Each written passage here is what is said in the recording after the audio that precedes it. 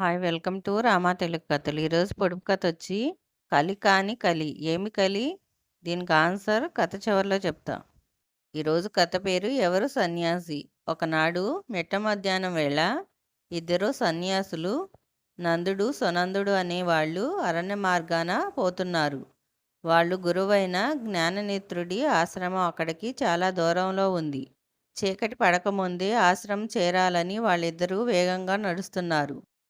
మార్గం మధ్యలో వాళ్ళకొక వాగు అడ్డం వచ్చింది.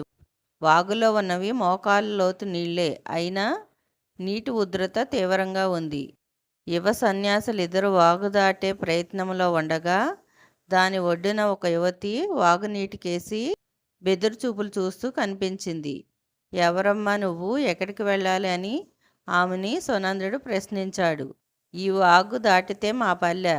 ఈ నీటి వేగం చూస్తుంటే నాకు భయంగా ఉంది అంది యువతి. వాగు దాటేందుకు నేను సాయం చేస్తాను అంటూ సునందుడు ఆమెను 2 చేతులతోటి ఎత్తుకొని అవతలి ఒడ్డున దించాడు.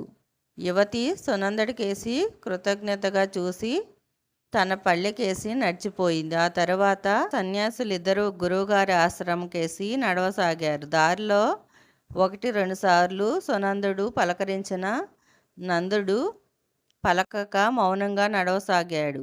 ఆశ్రమం మరికొద్ది దూరంలో ఉందనగా నందుడు తీవ్ర స్వరంతో, సునంద, మనం సర్వసంగ పరిత్యాగులమైన సన్యాసులం గదా, స్త్రీని కన్నెత్తైనా చూడకూడదు. అటువంటిది వాగు దగ్గర నువ్వు ఆ యువతిని పలకరించడమే కాక 2 చేతులతో ఎత్తుకొని మోస్తూ వాగు దాటించావు. సన్యాసివైన నీకు అది తగునా అని ప్రశ్నించాడు. అందుకు సునందుడు, నందా, నేనా యువతిని వాగు దాటించి అక్కడే వదిలేశాను. కానీ నువ్వింకా ఆమెని మోస్తూనే ఉన్నావన్నమాట అని జవాబిచ్చాడు. ఈరోజు కథ ఇంతేనండి. పొడుపు కథకు ఆన్సర్ చాకలి.